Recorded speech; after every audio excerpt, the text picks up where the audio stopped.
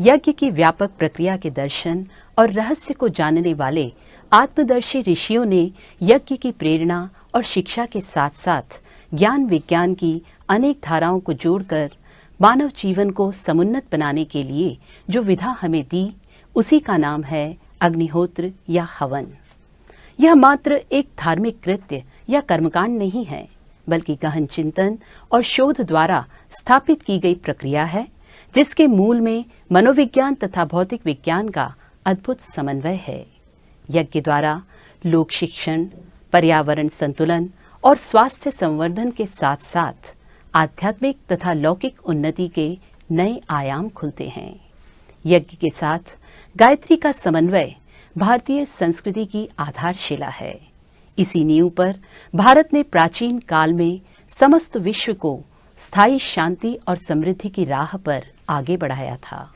गायत्री हवन का विधान क्या है और इसे किस प्रकार संपन्न किया जाता है, विभिन्न कर्मकांडों के पीछे क्या प्रेरणा तथा शिक्षण है, इसी की संपूर्ण जानकारी प्रस्तुत है गायत्री यज्ञ विधान में। ओम ब्रह्मानंदं परमसुखदं केवलं ज्ञानमूर्तिं द्वन्द्वातीतं गगनसदृशं तत्त्वमस्यादिलक्ष्यम् एकं नित्यं विमलमचलं सर्वधी साक्षिभूतं भावातीतं त्रिगुणरहितं सद्गुरुं तं नमामि।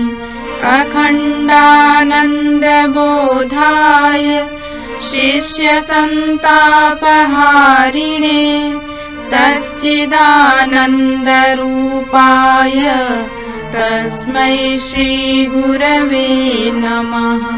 लक्ष्मीर्मेधाधरा पुष्टिः गौरी तुष्टिः प्रभाधृतिः एताभिः पाहि तनुभिः अष्टाभिर्मां सरस्वती। सरस्वत्यै नमो नित्यं भद्रकाल्यै नमो नमः। वेद वेदान्त वेदांग विद्यास्थानेभ्य एव च मातस्त्वदीय पदपङ्कज भक्तियुक्ता ये त्वां भजन्ति निखिलान् परान् विहाय। ते निर्जरत्वमिह यान्ति कलेवरेण भुवह्निवायुगगनाम्बुवि निर्मितेन।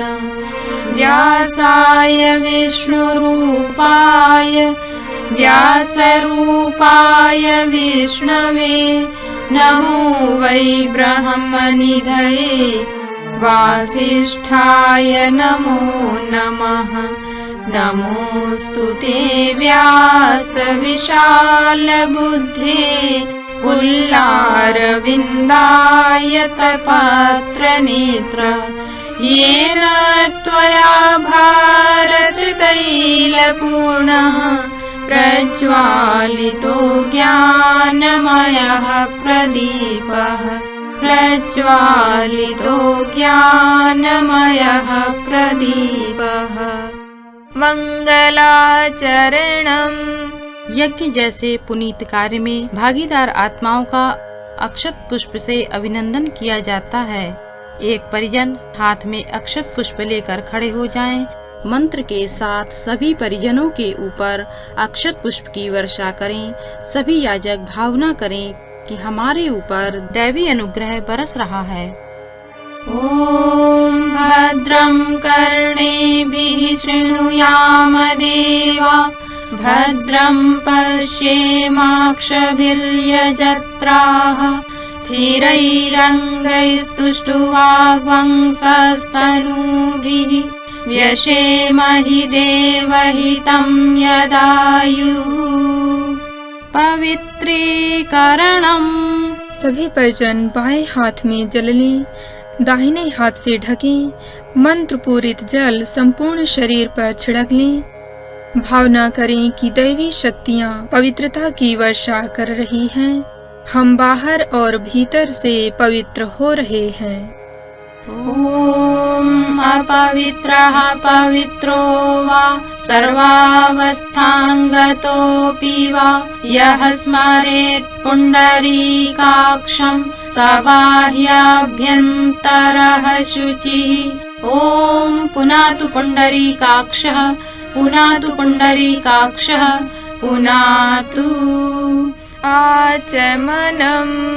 स्थूल, सूक्ष्म और कारण शरीर तथा मन, वाणी और अंतःकरण की शुद्धि के लिए 3 बार आचमन किया जाता है। प्रत्येक मंत्र के स्वाहा शब्द के साथ सभी याजक एक एक आचमनी जल का पान करें। ध्यान रहे आचमनी मुख से न लगे। ॐ अमृतोपस्तरणमसि स्वाहा। ॐ अमृतापिधानमसि स्वाहा। ॐ सत्यं यशः श्रीर्मयि श्रीः श्रयतां स्वाहा। शिखा वंदनम। शिखा देव संस्कृति की ध्वजा है। हम देव संस्कृति का अनुगमन करने वाले साधक शरीर के सर्वोच्च भाग सिर पर इसे धारण करते हैं। सभी परिजन बाएं हाथ की हथेली में जल लेकर दाहिने हाथ की अंगुलियों को गीला कर शिखा मूल का स्पर्श करें। ॐ चिद्रूपिणि महामाये दिव्य तेजः समन्विते तिष्ठ देवी शिखा मध्ये तेजो वृद्धिं कुरुष्व मे। प्राणायामः। सभी याजक कमर सीधी करके बैठें, दोनों हाथ गोद में रखें, नेत्र बंद करें। धीरे धीरे लंबी गहरी श्वास अंदर खींचें, थोड़ी देर रोकें और बाहर छोड़ दें। प्राणायाम हमारे भीतर शरीर बल, मनोबल तथा आत्म बल की वृद्धि करे। ऐसी भावना के साथ सभी याजक मंत्र के साथ प्राणायाम की क्रिया संपन्न करें।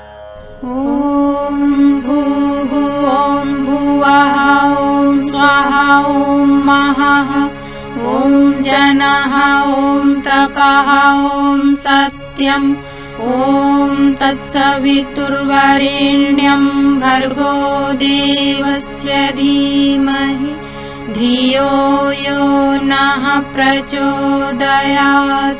ॐ आपो ज्योतिरसोऽमृतं ब्रह्म भूर्भुवः स्वः।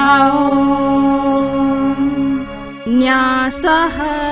हम दिव्य मंत्रों के माध्यम से अपने अंग उपांगों में दिव्य चेतना की स्थापना करते हैं।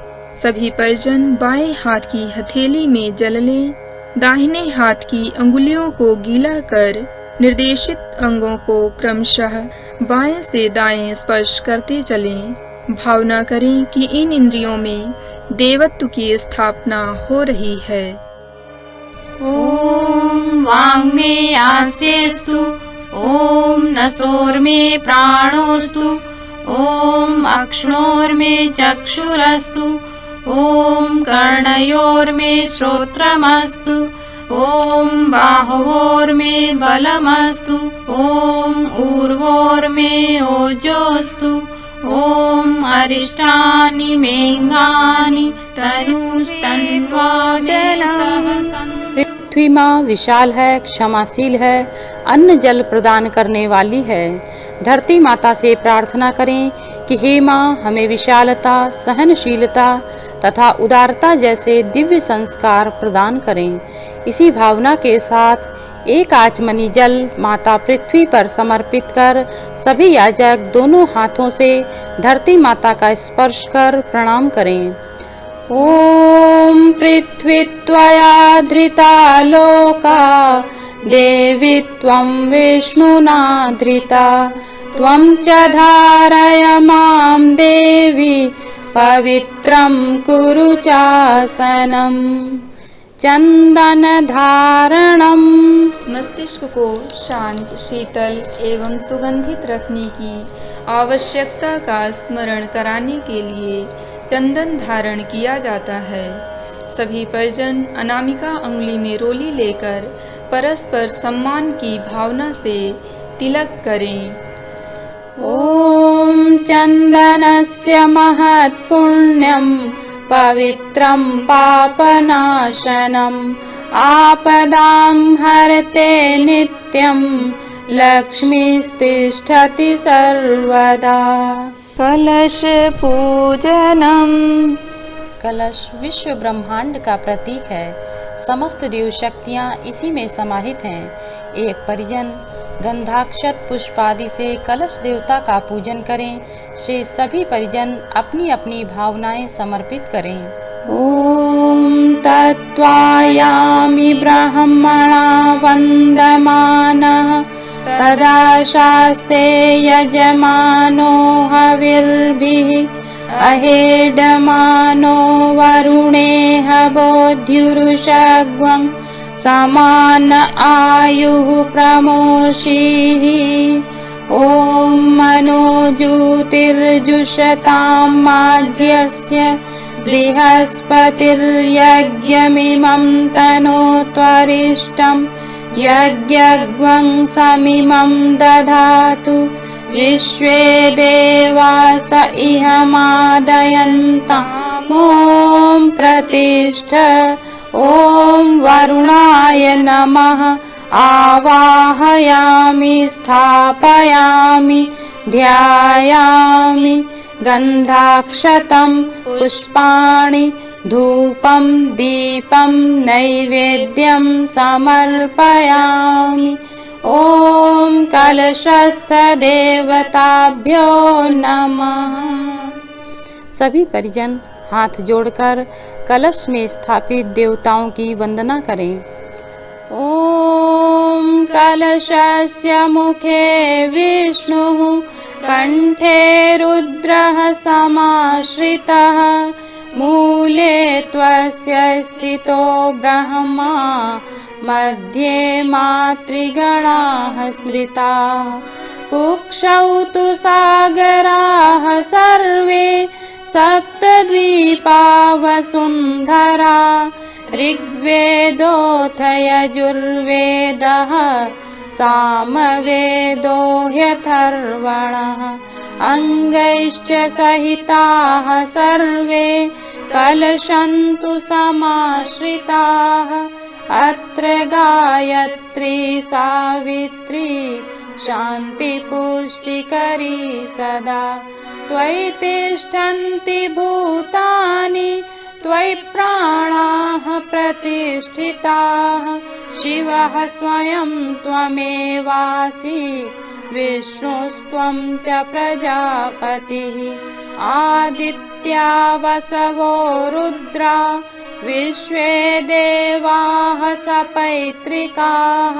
त्वयि तिष्ठन्ति सर्वेऽपि यतः कामफलप्रदाः। त्वत्प्रसादादिमं यज्ञं कर्तुमीहे जलोद्भव। सानिध्यं कुरु मे देव प्रसन्नो भव सर्वदा। प्रसन्नो भव सर्वदा। दीपपूजनम्। दीपक की लौ की तरह ऊर्ध्वगामी व्यक्तित्व एवं स्वयं तप कर दूसरों को प्रकाश देने की प्रवृत्ति हमारे अंदर आए। इस भाव के साथ एक परिजन गंधाक्षत पुष्प आदि से उस महाचेतना परम प्रकाश का पूजन दीपक के माध्यम से करें। शेष सभी परिजन प्रकाश रूप परमात्मा का ध्यान करते हुए उनके प्रकाश को धारण करने का भाव करें। अग्निर्ज्योतिर्ज्योतिरग्निः स्वाहा। सूर्यो ज्योतिर्ज्योतिः सूर्यः स्वाहा। अग्निर्वर्चो ज्योतिर्वर्चः स्वाहा। सूर्यो वर्चो ज्योतिर्वर्चः स्वाहा। ज्योतिः सूर्यः सूर्यो ज्योतिः स्वाहा। देवावाहनम्। आइए समस्त देव शक्तियों का भाव भरा आवाहन करें। सर्वप्रथम गुरु सत्ता का आवाहन करते हैं, जो मानव मात्र को अज्ञान रूपी अंधकार से निकालकर ज्ञान रूपी प्रकाश की ओर ले जाने में समर्थ हैं। एक परिजन हाथ में अक्षत पुष्प लेकर मंत्र के साथ गुरु सत्ता का पूजन करें। शेष सभी परिजन गुरु सत्ता का आवाहन नमन वंदन करें। ओम गुरुर्ब्रह्मा गुरुर्विष्णुः गुरुरेव महेश्वरः गुरुरेव परब्रह्म तस्मै श्री गुरवे नमः।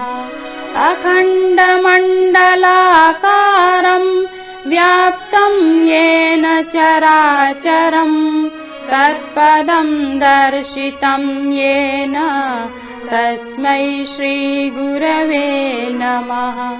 मातृवत् लालयित्री च पितृवत् मार्गदर्शिका नमोस्तु गुरुसत्तायै श्रद्धा प्रज्ञायुता चया।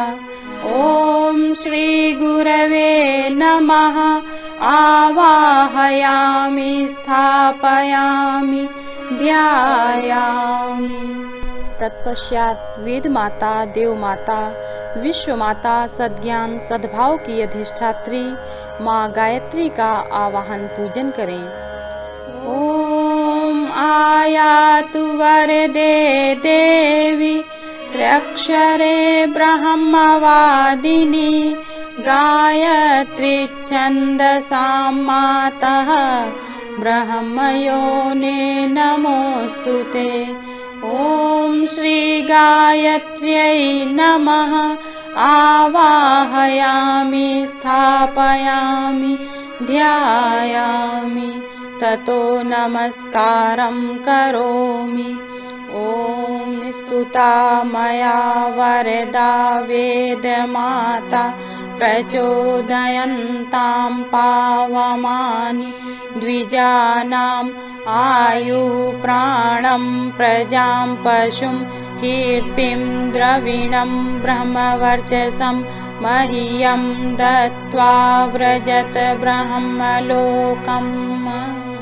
ओम अभीप्सितार्थसिद्ध्यर्थं पूजितो यः सुरासुरैः सर्वविघ्नहरस्तस्मै गणाधिपतये नमः। सर्वमङ्गलमाङ्गल्ये शिवे सर्वार्थसाधिके शरण्ये त्र्यम्बके गौरी नारायणि नमोस्तुते। शुक्लाम्बरधरं देवं शशिवर्णं चतुर्भुजं प्रसन्नवदनं ध्यायेत् सर्वविघ्नोपशान्तये। सर्वदा सर्वकार्येषु नास्ति तेषां मङ्गलं येषां हृदि स्थो भगवान् मङ्गलाय तनो हरिः।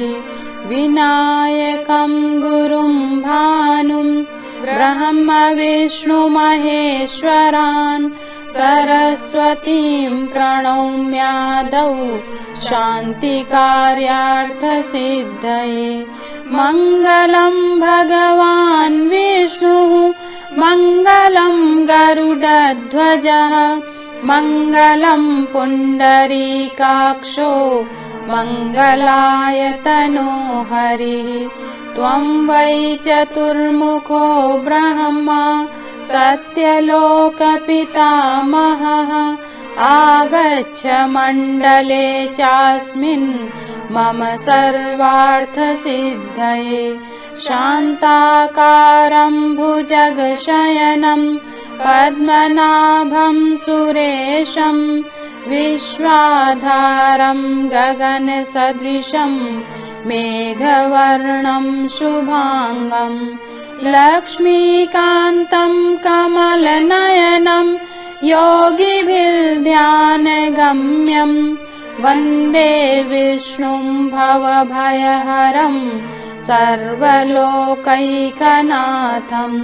ॐ वन्दे देवमुमापतिं सुरगुरुं वन्दे जगत्कारणं वन्दे पन्नगभूषणं मृगधरं वन्दे पशूनां पतिं वन्दे सूर्यशशाङ्कवहनिनयनं वन्दे मुकुन्दप्रियं वन्दे भक्तजनाश्रयं च वरदं वन्दे शिवं शङ्करम् ॐ त्र्यम्बकं यजामहे सुगन्धिं पुष्टिवर्धनम् उर्वारुकमिव बन्धनान् मृत्योर्मुक्षीयमामृतात् दुर्गे स्मृता हरसि भीतिमशेषजन्तो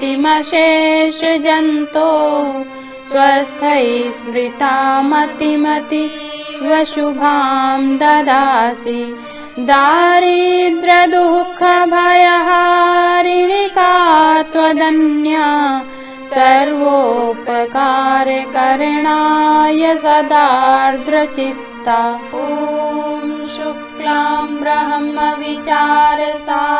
परमाम् आद्यां जगद्व्यापिनीं वीणापुस्तकधारिणीम् अभयदां जाड्यान्धकारापहाम् हस्ते स्फाटिकमालिकां विदधतीं पद्मासने संस्थितां वन्दे तां परमेश्वरीं भगवतीं बुद्धिप्रदां शारदाम् आर्द्रां यः करिणीं यष्टिं सुवर्णां हेममालिनीं सूर्यां हिरण्मयीं लक्ष्मीं जातवेदो महावः कालिकां तु कलातीतां कल्याणहृदयां शिवां कल्याणजननीं नित्यं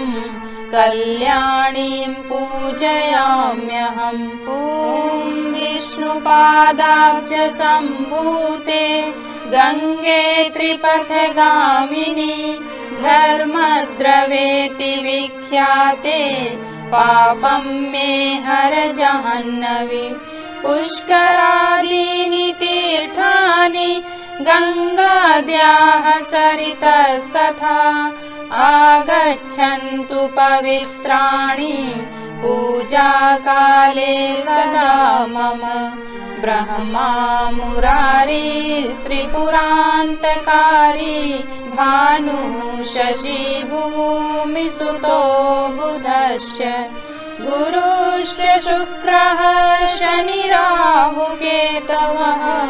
सर्वे ग्रहाः शान्तिकरा भवन्तु गौरी पद्मा शची मेधा सावित्री विजया जया देवसेना स्वधा स्वाहा मातरो लोकमातरः धृतिः पुष्टिस्तथा तुष्टिः आत्मनः कुलदेवता गणेशेनाधिका हेता वृद्धौ पूज्याश्च षोडश कीर्तिर्लक्ष्मीर्धृतिर्मेधा सिद्धिः प्रज्ञा सरस्वती माङ्गल्येषु प्रपूज्याश्च सप्तैता दिव्यमातरः नागपृष्ठसमारूढं शूलहस्तं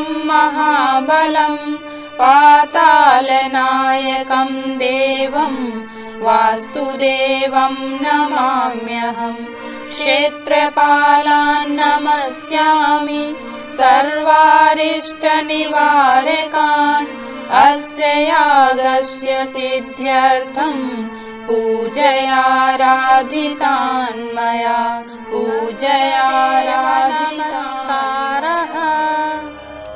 नमस्कार का उद्देश्य है देव शक्तियों का सम्मान, उनके प्रति अपनी श्रद्धा को व्यक्त करना, हमारे मन का रुचि का झुकाव देवत्व की ओर हो, इस भाव के साथ सभी परिजन हाथ जोड़कर मस्तक झुकाकर सर्वदेव नमस्कार करें। ॐ सिद्धि बुद्धि सहिताय श्रीमन्महागणाधिपतये नमः। ॐ लक्ष्मी नारायणाभ्यां नमः।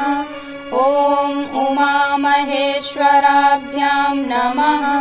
ॐ वाणी हिरण्यगर्भाभ्यां नमः। ॐ शची पुरन्दराभ्यां नमः। ॐ माता पितृचरणकमलेभ्यो नमः। ॐ कुलदेवताभ्यो नमः। ॐ इष्टदेवताभ्यो नमः। ॐ ग्रामदेवताभ्यो नमः। ॐ स्थानदेवताभ्यो नमः। ॐ वास्तुदेवताभ्यो नमः। ॐ सर्वेभ्यो देवेभ्यो नमः। ॐ सर्वेभ्यो ब्राह्मणेभ्यो नमः। ॐ सर्वेभ्यस्तीर्थेभ्यो नमः। ॐ एतत् कर्म प्रधान श्री गायत्री देव्यै नमः।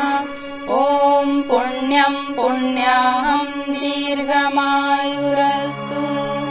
षोडशोपचार पूजनम।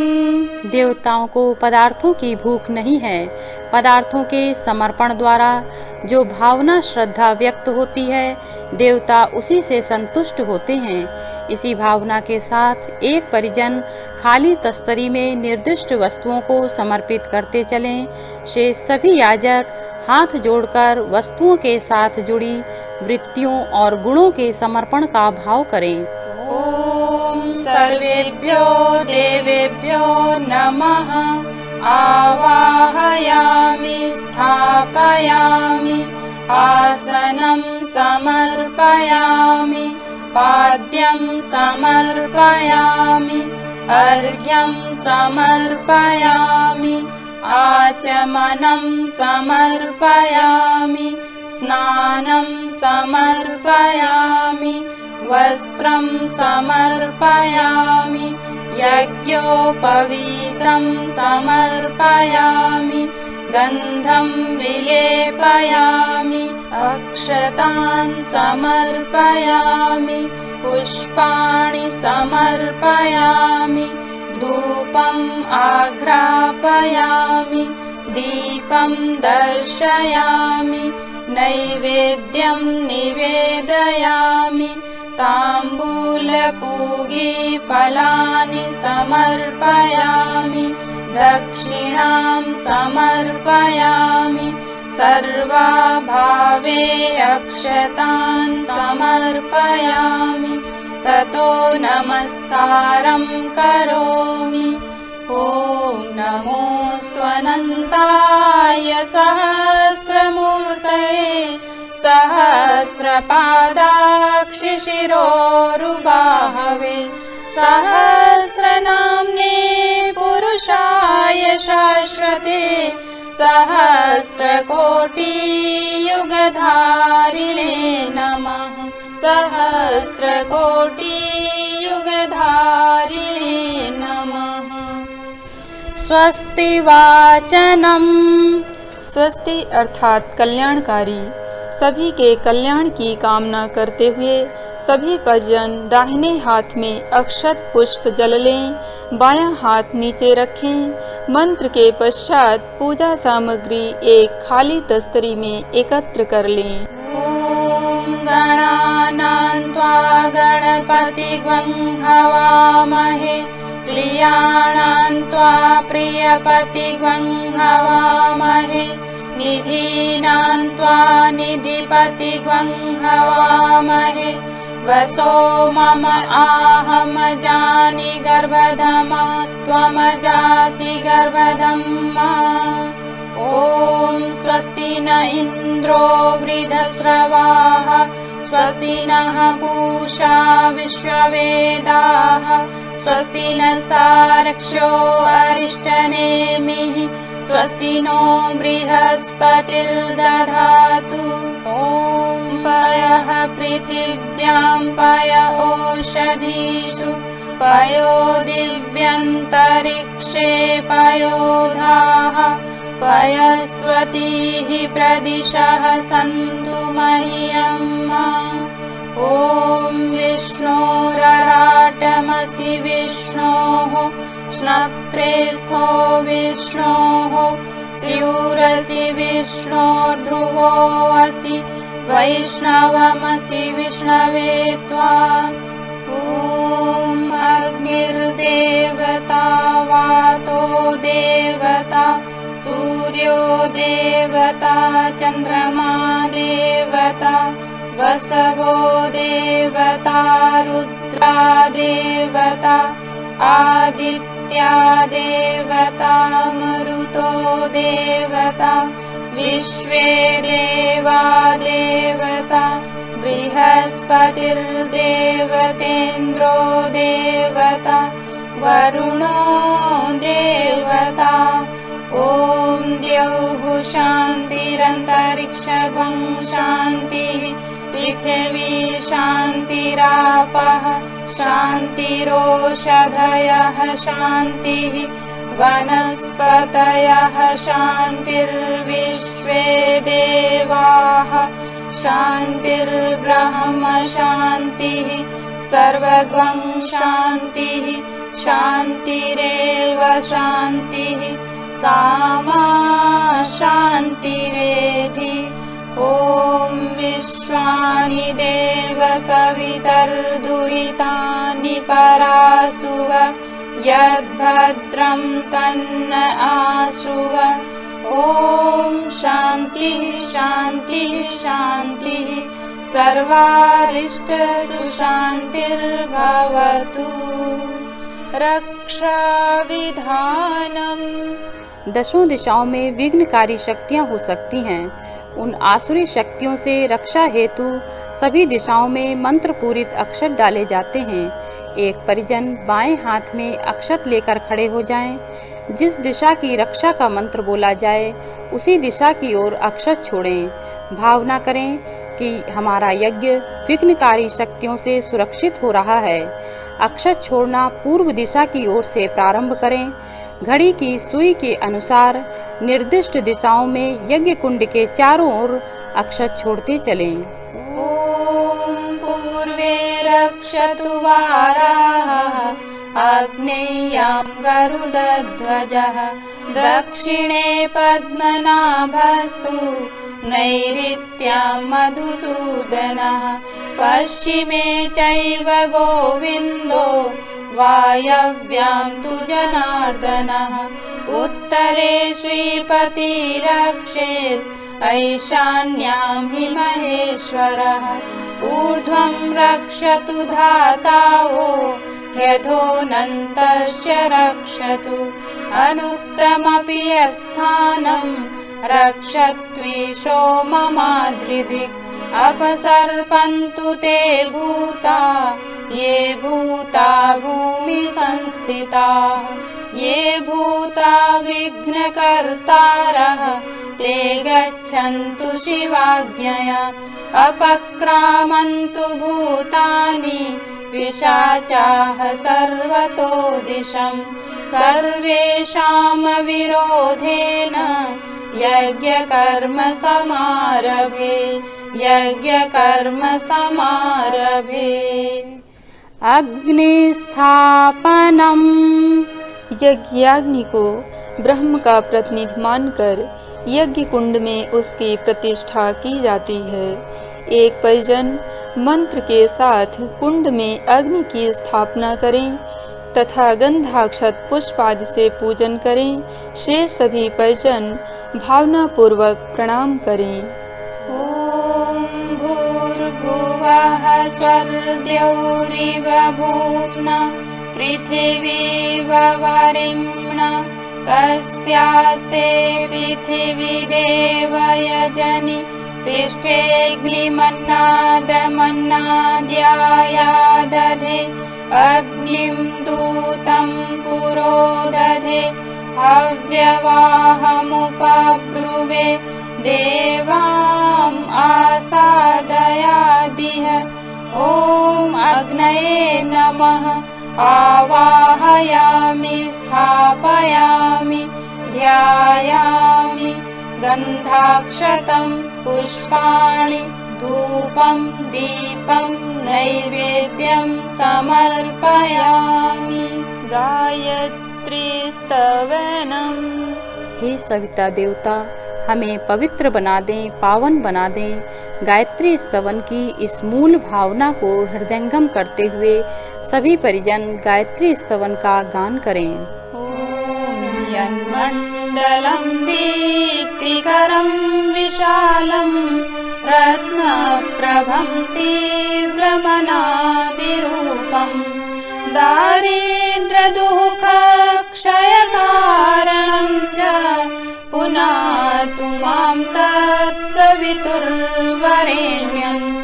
यन्मण्डलं देवगणैः सुपूजितं विप्रैः स्तुतं मानवमुक्तिकोविदं तं देवदेवं प्रणमामि भर्गं पुनातु मां तत्सवितुर्वरेण्यं।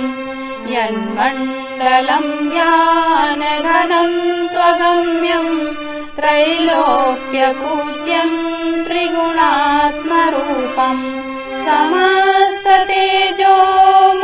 दिव्यरूपं पुनातु मां तत्सवितुर्वरेण्यं। यन्मण्डलं गूढमतिप्रबोधं धर्मस्य वृद्धिं कुरुते जनानां। यत्सर्वपापक्षयकारणं च पुनातु मां तत्सवितुर्वरेण्यं। यन्मण्डलं व्याधिविनाशदक्षं यदृग्यजुषामसु सम्प्रगीतं प्रकाशितं येन च भूर्भुवः स्वः पुनातु मां तत्सवितुर्वरेण्यं। यन्मण्डलं वेदविदो वदन्ति गायन्ति यच्चारणसिद्धसङ्घाः यद्योगिनो योगजुषां च सङ्घाः पुनातु मां तत्सवितुर्वरेण्यं। यन्मण्डलं सर्वजनेषु पूजितं ज्योतिश्च कुर्यादिह मर्त्यलोके यत्काले कालादिमनादिरूपं पुनातु मां तत्सवितुर्वरेण्यं। यन्मण्डलं विष्णुचतुर्मुखस्यं यदक्षरं पापहरं जनानां यत्काले कल्पक्षयकारणं च पुनातु मां तत्सवितुर्वरेण्यं। यन्मण्डलं विश्वसृजां प्रसिद्धम् उत्पत्तिरक्षा प्रलयप्रगल्भम् यस्मिन् जगत्संहरतेऽखिलं च पुनातु मां तत्सवितुर्वरेण्यं।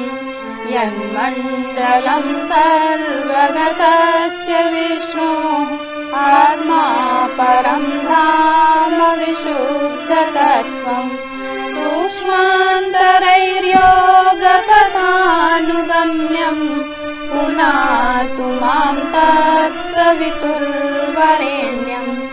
यन्मण्डलं ब्रह्मविदो वदन्ति गायन्ति यच्चारणसिद्धसङ्घाः यन्मण्डलं वेदविदः स्मरन्ति पुनातु मां तत्सवितुर्वरेण्यं।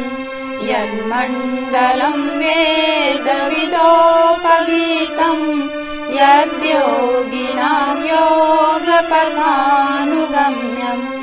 तत्सर्ववेदं प्रणमामि दिव्यं पुनातु मां तत्सवितुर्वरेण्यं पुनातु मां तत्सवितुर्वरेण्यम् अग्निप्रदीपनम्। जलती हुई प्रदीप्त अग्नि में ही आहुति दी जाती है। जीवन भले ही थोड़ा हो मगर अग्नि के समान प्रकाश युक्त हो।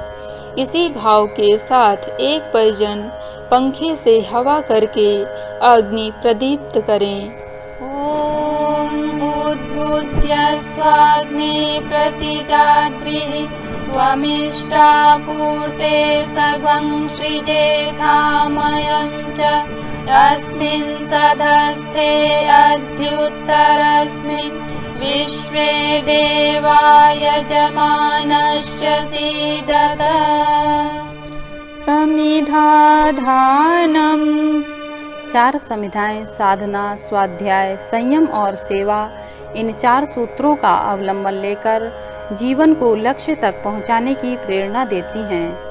पहली समिधा समर्पित करने के साथ भावना करेंगे कि साधनात्मक जीवन व्यतीत करेंगे। दूसरी समिधा समर्पित करने के साथ भावना करें कि नियमित स्वाध्याय का क्रम बनाएंगे। तीसरी समिधा समर्पित करने के साथ भावना करें कि संयम को अपनाएंगे। चौथी समिधा समर्पित करने के साथ भावना करें कि सेवा को जीवन का अंग बनाएंगे। एक परिजन पतली छोटी 4 समिधाओं के दोनों सिरे घी में डुबोकर एक एक करके प्रत्येक मंत्र के स्वाहा शब्द के साथ 4 बार में समर्पित करें। शेष सभी परिजन अपनी भावनाएं समर्पित करें। ॐ अयन्त इद्म आत्मा जातवेदस्तेनेध्यस्व वर्धस्व चेद्धवर्धय चास्मान् प्रजया पशुभिर्ब्रह्मवर्चसेन अन्नादेन समेधय स्वाहा। इदम् अग्नये जातवेदसे इदं न मम। ॐ समिधाग्निं दुवस्यत घृतैर्बोधयतातिथिम् अस्मिन् हव्याजुहोतन स्वाहा। इदम् अग्नये इदं न मम।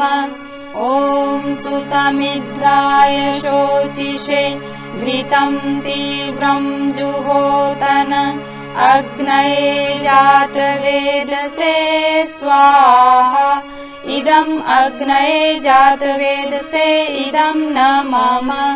ॐ तं त्वा समिद्भिरङ्गिरो घृतेन वर्धयामसि बृहच्छोचाय विष्ट्य स्वाहा। इदम् अग्नये अंगिरसे इदं न मम। जलप्रसेचनम्। एक परिजन प्रोक्षणी पात्र में जल लेकर खड़े हो जाएं। वेदी के बाहर निर्दिष्ट दिशाओं में जल डालें। भावना करें कि अग्नि के चारों ओर शीतलता का घेरा बना रहे हैं, जिसका परिणाम शांतिदायी होगा। ॐ अदितेनुमन्यस्व इति पूर्वे ॐ अनुमतेनुमन्यस्व इति पश्चिमे ॐ सरस्वत्यनुमन्यस्व इति उत्तरे ॐ देवसवितः प्रसुवयज्ञं प्रसुवयज्ञपतिं भगाय दिव्यो गन्धर्वः केतपुः केतं नः पुनातु वाचस्पतिर्वाचं नः सदतु इति चतुर्दिक्षु। आज्याहुतिः। सर्वप्रथम 7 मंत्रों से 7 आहुतियाँ केवल घृत की दी जाती हैं। एक परिजन सुरवा पात्र में घी भरकर स्वाहा उच्चारण के साथ ही आहुतियाँ देंगे। सुरवा लौटाते समय जल से भरे प्रणीता पात्र में बचे हुए घृत की एक एक बूंद टपकाते चलें। शेष सभी परिजन हाथ जोड़कर आंखें बंद कर मंत्रों में निर्दिष्ट देवताओं का ध्यान करते हुए भावनात्मक आहुतियाँ समर्पित करें। ॐ प्रजापतये स्वाहा।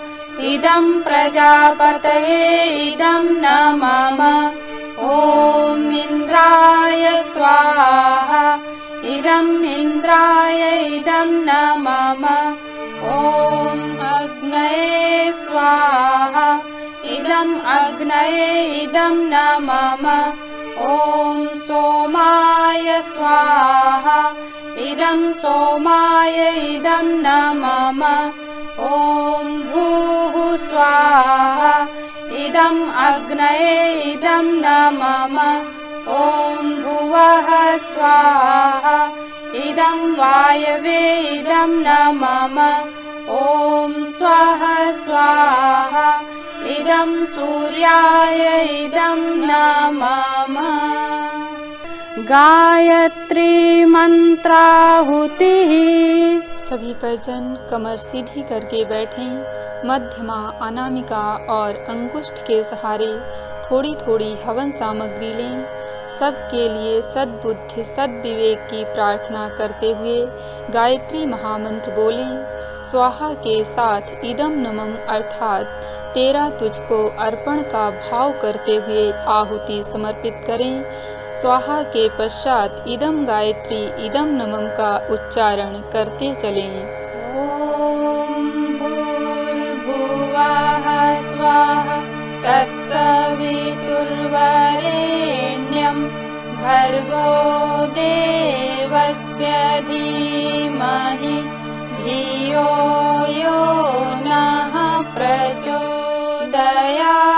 स्वाहा इदं गायत्र्यै इदं न मम ॐ भूर्भुवः स्वाहा तत्सवितुर्वरेण्यं भर्गो देवस्य धीमहि धियो यो नः प्रचोदयात् स्वाहा इदं गायत्र्यै इदं न मम ॐ भूर्भुवः स्वाहा तत्सवितुर्वरेण्यं भर्गो देवस्य धीमहि धियो यो नः प्रचोदयात् स्वाहा इदं गायत्र्यै इदं न मम ॐ भूर्भुवः स्वाहा तत्सवितुर्वरेण्यं भर्गो देवस्य धीमहि धियो यो नः प्रचोदयात् स्वाहा इदं गायत्र्यै इदं न मम। महामृत्युंजय मंत्राहुतिः।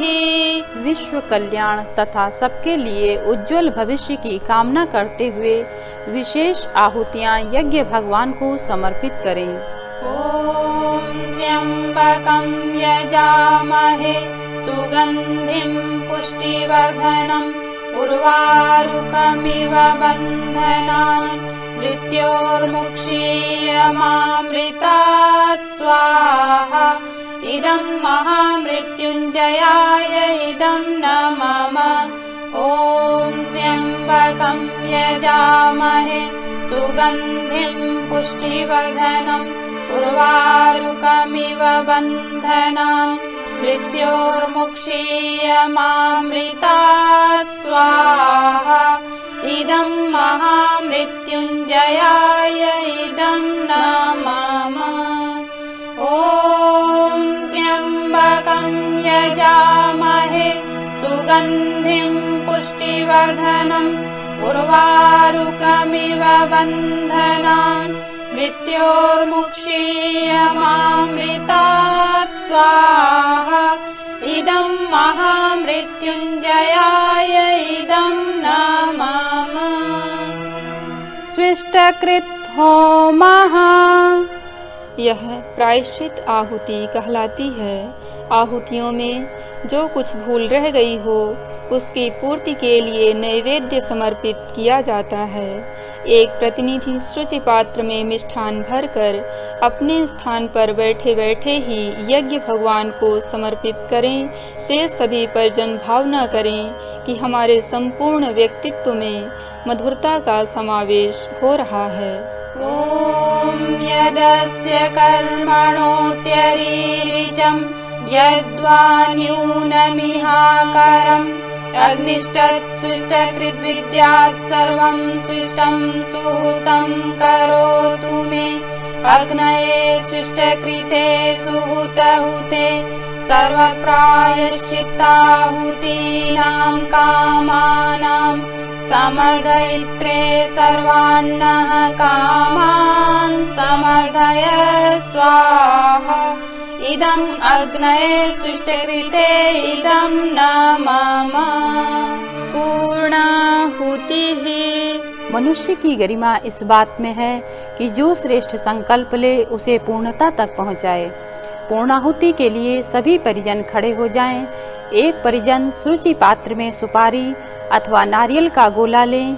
शेष सभी परिजन थोड़ी थोड़ी हवन सामग्री लेकर स्वाहा के साथ अपनी पूर्णाहुति यज्ञ भगवान को समर्पित करें। सभी परिजन भावना करें कि हमारा जीवन पूर्णता की ओर अग्रसर हो रहा है। ॐ पूर्णमदः पूर्णमिदं पूर्णात् पूर्णमुदच्यते पूर्णस्य पूर्णमादाय पूर्णमेवावशिष्यते। ॐ पूर्णादर्विपरापत सुपूर्णा पुनरापत वस्नेव विक्रीणावः इषमूर्जग्वं शतक्रतो स्वाहा। ॐ सर्वं वै पूर्णग्वं स्वाहा। ॐ सर्वं वै पूर्णग्वं स्वाहा।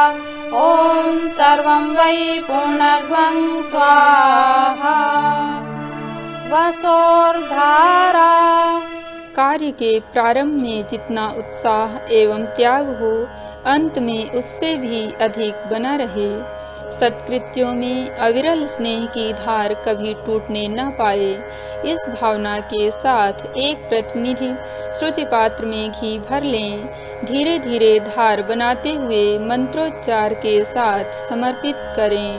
ॐ वसोः पवित्रमसि शतधारम् वसोः पवित्रमसि सहस्रधारम् देवस्त्वा सविता पुनातु वसोः पवित्रेण शतधारेण सुप्त्वा कामधुक्षः स्वाहा।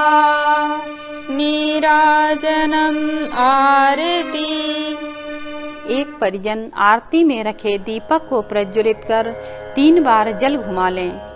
आरती उतारने का तात्पर्य है यज्ञ भगवान का सम्मान, परमार्थ परायणता का ज्ञान प्रकाश दसों दिशाओं में फैले। इसी भावना के साथ देव प्रतिमाओं तथा यज्ञ भगवान की आरती उतारें।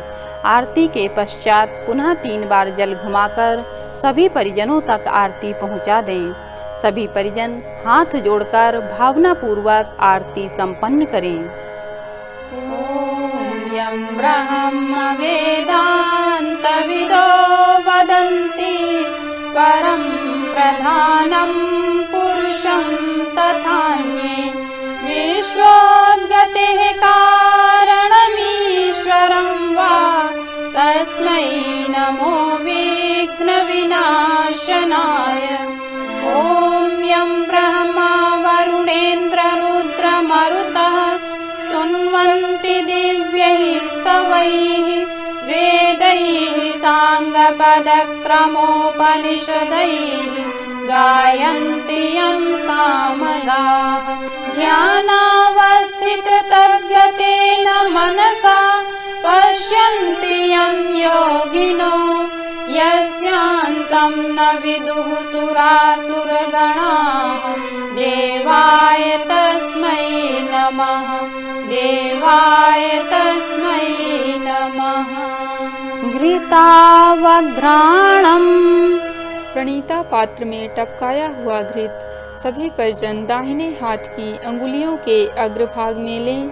दोनों हथेलियों पर मलकर यज्ञाग्नि में तपाएं। मंत्र के पश्चात गायत्री महामंत्र बोलते हुए सूंघें व मुखमंडल पर लगाएं। भावना करें यज्ञीय ऊर्जा को आत्मसात कर रहे हैं। ॐ तनूपा अग्नेसि तन्वं मे पाहि, ॐ आयुर्दा अग्नेसि आयुर्मे देहि, ॐ वर्चोदा अग्नेसि वर्चो मे देहि, ॐ अग्नेयन्मे तन्वा ऊनं तन्म आपृण, ॐ मेधां मे देवः सविता आदधातु, ॐ मेधां मे देवी सरस्वती आदधातु, ॐ मेधां मे अश्विनौ देवावाधत्तां पुष्करस्रजौ, ॐ भूर्भुवः स्वः तत्सवितुर्वरेण्यं भर्गो देवस्य धीमहि धियो यो नः प्रचोदयात्। भस्म धारणम, स्फेर पात्र से भस्म निकालकर सभी परिजन दाहिने हाथ की अनामिका अंगुली में भस्म लेकर मंत्र में बताए हुए स्थानों पर क्रमशः लगाते चलें। भावना करें कि इन अंगों से हम ऐसे विवेक युक्त कर्म करें जो जीवन को सार्थक बनाने में सहायक सिद्ध हों। ॐ त्र्यायुषं जमदग्नेः इति ललाटे, ॐ कश्यपस्य त्र्यायुषम् इति ग्रीवायाम्, ॐ यद्देवेषु त्र्यायुषम् इति दक्षिणबाहुमूले, ॐ तन्नो अस्तु त्र्यायुषम् इति हृदि। क्षमा प्रार्थना। यज्ञ कार्य के विधि विधान में कोई त्रुटि रह सकती है, इसके लिए सभी परिजन दोनों हाथ जोड़कर यज्ञ भगवान से क्षमा प्रार्थना करें। ॐ आवाहनं न जानामि नैव जानामि, पूजनं विसर्जनं न जानामि, क्षमस्व परमेश्वर। मन्त्रहीनं क्रियाहीनं भक्तिहीनं सुरेश्वर, यत्पूजितं मया देव परिपूर्णं तदस्तु मे। यदक्षरपदभ्रष्टं मात्राहीनं च यद्भवेत् तत्सर्वं क्षम्यतां देव।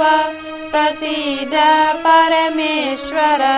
यस्य स्मृत्या च नामोक्त्या तपो यज्ञक्रियादिषु न्यूनं सम्पूर्णतां याति। सद्यो वन्दे तमच्युतं प्रमादात् कुर्वतां कर्म। प्रच्यवेताध्वरेषु यत् स्मरणादेव तद्विष्णोः सम्पूर्णं स्यादिति श्रुतिः। सम्पूर्णं स्यादिति श्रुतिः। साष्टांग नमस्कारः। परमात्मा के विराट स्वरूप यज्ञ भगवान को हाथ जोड़कर मस्तक झुकाकर भावना पूर्वक प्रणाम करें। ॐ नमोऽस्त्वनन्ताय सहस्रमूर्तये सहस्रपादाक्षशिरोरुबाहवे सहस्रनाम्ने पुरुषाय शाश्वते सहस्रकोटियुगधारिणे नमः। सहस्रकोटियुगधारिणे नमः। शुभ कामना। प्राणी मात्र के कल्याण की कामना करते हुए सभी परिजन दोनों हाथों को फैलाकर यज्ञ भगवान से शुभ कामना करें। ॐ स्वस्ति प्रजाभ्यः परिपालयन्तां न्याय्येन मार्गेण महीं महिषाः। गोब्राह्मणेभ्यः शुभमस्तु नित्यं लोकाः समस्ताः सुखिनो भवन्तु। सर्वे भवन्तु सुखिनः सर्वे सन्तु निरामयाः सर्वे भद्राणि पश्यन्तु मा कश्चित् दुःखमाप्नुयात्। श्रद्धां मेधां यशः प्रज्ञां विद्यां पुष्टिं श्रियं बलं तेजरायुष्यमारोग्यं देहि मे हव्यवाहन देहि मे हव्यवाहन। शांति अभिषिंचनम्। एक परिजन पूजा वेदी पर रखा हुआ जल कलश ले लें। मंत्र के साथ सभी परिजनों का अभिषिंचन करें। भावना करें कि यज्ञ की भौतिक एवं आध्यात्मिक उपलब्धियां इस जल के माध्यम से प्राप्त हो रही हैं। हमारे चारों ओर बाहर भीतर शांति ही शांति व्याप्त हो रही है। ओम द्यौः शान्तिरन्तरिक्षं शान्तिः पृथिवी शान्तिरापः शान्तिरोषधयः शान्तिः वनस्पतयः शान्तिर्विश्वे देवाः शान्तिर्ब्रह्म शान्तिः सर्वगं शान्तिः शान्तिरेव शान्तिः सामा शान्तिरेधि। ओम शान्तिः शान्तिः शान्तिः सर्वारिष्ट सुशान्तिर्भवतु। सूर्यार्घ्यदानम्। एक परिजन अभिषिंचन से बचा हुआ कलश जल लेकर सूर्य देवता को समर्पित करें। शेष सभी परिजन सूर्य की ओर मुख करके खड़े हो जाएं। भावना करें कि सविता देवता की तेजस्विता प्रखरता हमारे रोम रोम में समा रही है। ओम सूर्यदेव सहस्रांशो तेजो राशे जगत्पते अनुकंपय मां भक्त्या गृहाणार्घ्यं दिवाकर। ओम सूर्याय नमः आदित्याय नमः भास्कराय नमः।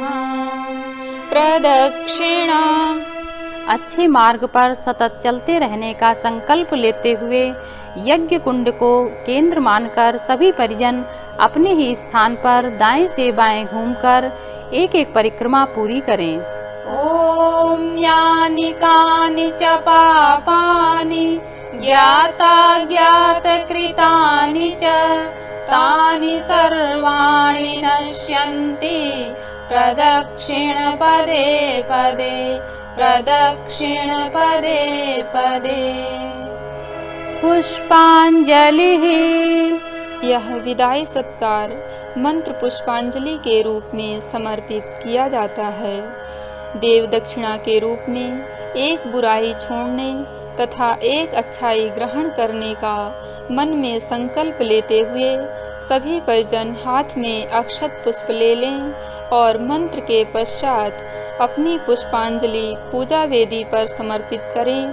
भावना करें कि परम पूज्य गुरुदेव परम वंदनीय माता जी हमारे संकल्पों को पूरा करने का साहस मार्गदर्शन प्रदान करें।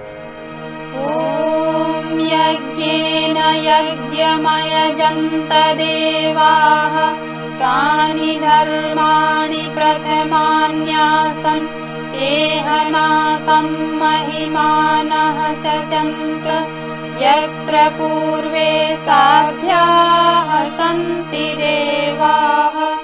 ओम मंत्र पुष्पांजलिं समर्पयामि। यज्ञ रूप प्रभो हमारे भाव उज्ज्वल कीजिए छोड़ देवे छल कपट को मानसिक बल दीजिए। वेद की बोले ऋचाएं सत्य को धारण करें, हर्ष में हो मग्न सारे, शोक सागर से तरें। अश्वमेधाधिक रचाएं, यज्ञ पर उपकार को, धर्म मर्यादा चलाकर लाभ दें संसार को। नित्य श्रद्धा भक्ति से यज्ञादि हम करते रहें, रोग पीड़ित विश्व के संताप सब हरते रहें। कामना मिट जाए मन से, पाप अत्याचार की भावनाएं शुद्ध होवे, यज्ञ से नर नारी की लाभकारी हो हवन, हर जीवधारी के लिए। वायु जल सर्वत्र हूँ, शुभ गंध को धारण किए, स्वार्थ भाव मिटे हमारा, प्रेम पथ विस्तार हो। इदम न मम का सार्थक, प्रत्येक में व्यवहार हो। हाथ जोड़ झुकाए मस्तक, वंदना हम कर रहे, नाथ करुणा रूप करुणा आपकी सब पर रहे। यज्ञ रूप प्रभो हमारे, भाव उज्ज्वल कीजिए, छोड़ देवे छल कपट को, मानसिक बल दीजिए प्रभु, मानसिक बल दीजिए प्रभु, मानसिक बल दीजिए। विसर्जनम। आवाहित देव शक्तियों को भाव भरी विदाई देते हुए एक परिजन पूजा वेदी पर पुष्प वर्षा करें, एक परिजन यज्ञ कुंड में अक्षत की वर्षा करें। शेष सभी परिजन विसर्जन के साथ हाथ जोड़कर सभी देवताओं से प्रार्थना करें कि ऐसा ही देव अनुग्रह हमें सतत मिलता रहे। ओम गच्छत्वं भगवन् अग्ने, स्वस्थाने कुंड मध्यतः, उत्तमादाय देवेभ्यः, शीघ्रं देहि प्रसीद मे। गच्छ गच्छ सुरश्रेष्ठ, स्वस्थाने परमेश्वरः, यत्र ब्रह्मादयो देवाः, तत्र गच्छ हुताशन। हन्तु देवगणाः सर्वे, पूजामादाय मामकीम्, इष्टकाम समृद्ध्यर्थं, पुनरागमनाय च, पुनरागमनाय च।